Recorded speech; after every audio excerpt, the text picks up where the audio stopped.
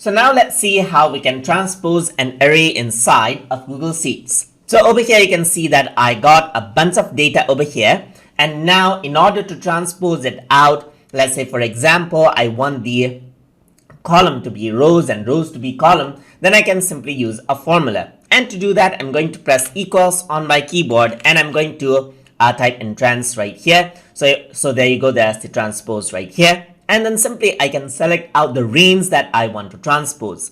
Once I do that, I'm going to go around and then close the bracket and press enter, and then this is what you have.